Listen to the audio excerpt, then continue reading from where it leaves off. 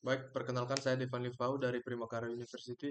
Di sini saya akan menjelaskan apa itu forensik email. Nah, jadi forensik email itu adalah salah satu bidang dalam teknologi forensik yang secara khusus menangani proses identifikasi, pengumpulan, pemeriksaan, analisis, sehingga penyajian bukti digital yang bersumber dari komunikasi, komunikasi pada email. Utamanya pada forensik email adalah menelusuri dan memastikan identitas pengirim yang sebenarnya, menganalisis isi dan mendata pesan, kemudian mengungkap berbagai aktivitas mencurigakan atau tindakan-tindakan kejahatan yang memungkinkan yang bisa menyerang email seperti penipuan, phishing, spoofing, dan lain sebagainya. Dan kemudian hasil analisis forensik email ini digunakan sebagai bahan investigasi, pelaporan maupun bukti dalam proses hukum atau keamanan informasi. Nah, jadi jenis layanan pada email itu ada beberapa, ada empat, yaitu analisis header email, kemudian investigasi email spoofing, kemudian forensik konten email, dan pemulihan email yang terhapus. Nah, adapun jenis-jenis serangan kejahatan pada email, seperti phishing. Phishing itu adalah pesan yang dikirim pada email adalah pesan palsu yang dikirim pada email. Eh, Kemudian spear phishing. Spear phishing itu eh, phishing yang menargetkan individu atau organisasi tertentu yang dibuat dengan sangat proper dengan menyebutkan nama, jabatan, instansi sehingga meyakinkan dan sulit dikenali. Kemudian ada whaling. Whaling ini adalah bentuk spear phishing juga yang menargetkan orang-orang penting seperti pemimpin-pemimpin pada perusahaan. Kemudian ada email spoofing. Email spoofing itu adalah penyerangan untuk memalsukan alamat pengirim. Jadi pengirim jadi memalsukan jadi pengirim email mengirimkan email dengan menggunakan alamat palsu. Kemudian ada man in the middle atau MITM. Itu adalah penyerangan yang berada di antara pengirim dan penerima.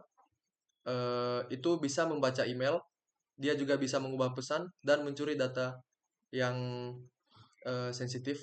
Kemudian malware melalui lampiran email. Nah, ini juga email yang mengandung file berbahaya. Jenis-jenis file ini adalah contohnya seperti zip, PDF, atau doc.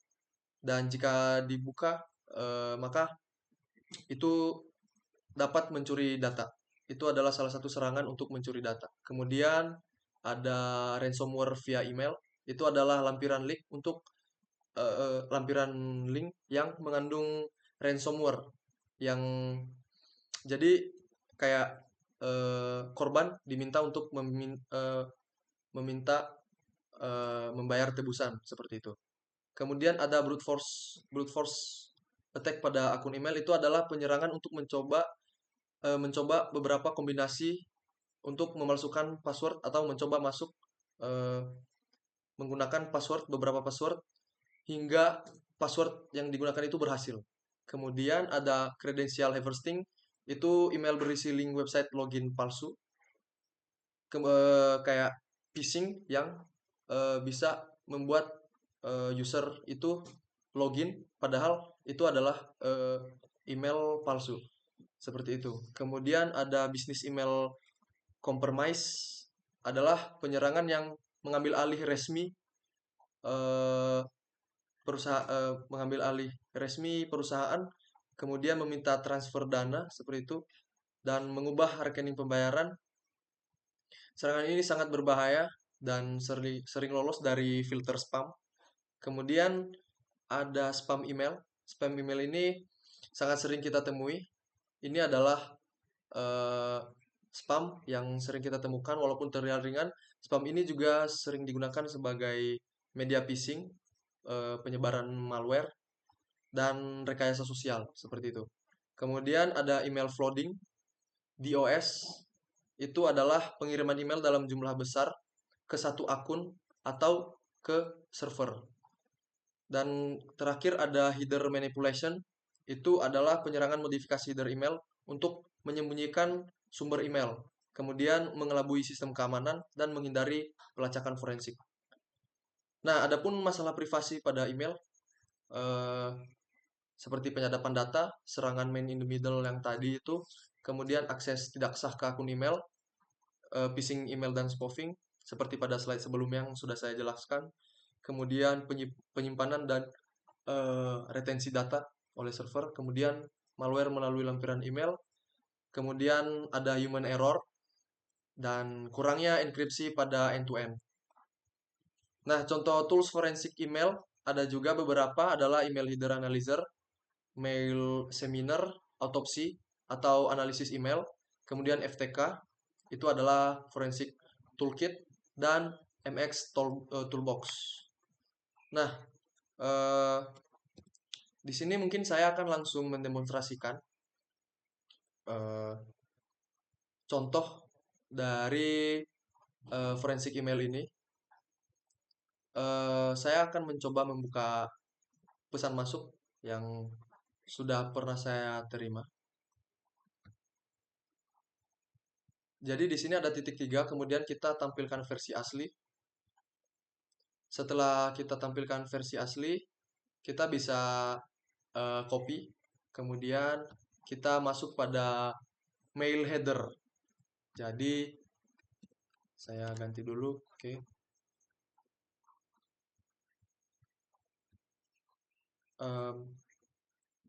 Mohon maaf, mungkin saya bisa buka baru.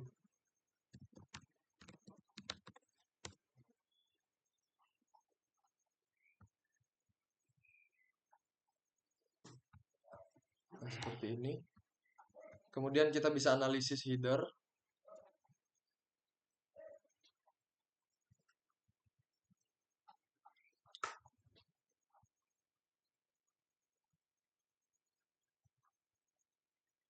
Mohon maaf, tadi saya mail header.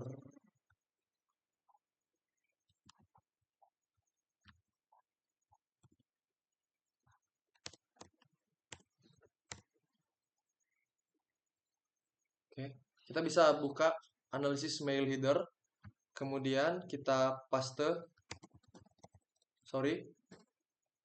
kita coba buka pesan yang sudah kita terima untuk menganalisis, kemudian kita copy, dan kemudian kita paste pada analisis my header ini, kemudian kita tinggal submit.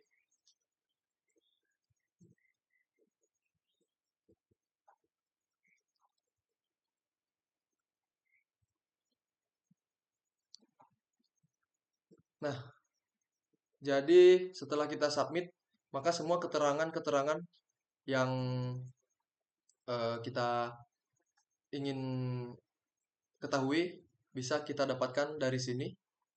Karena, nah, jadi eh, pada analisis ini dia menganalisis ini adalah subjek atau judul dari pada email yang sudah kita terima. Kemudian ada tipe tipe email yang kita terima itu teks teks HTML. Kemudian ada, nah, jadi MTA encryption ini good. Jadi ini adalah email resmi atau email aman yang kita terima. Kemudian ini adalah eh, waktu lama pengiriman. Kemudian di sini ada spam scrolling details. Mohon maaf, kita balik ke atas. Nah, di sini adalah ini adalah Google. Jadi eh, pengirim pengirim mengirimkan email itu menggunakan Google. Kemudian ada hop detailsnya dan ada beberapa keterangan di bawah ini. Ada exceeder.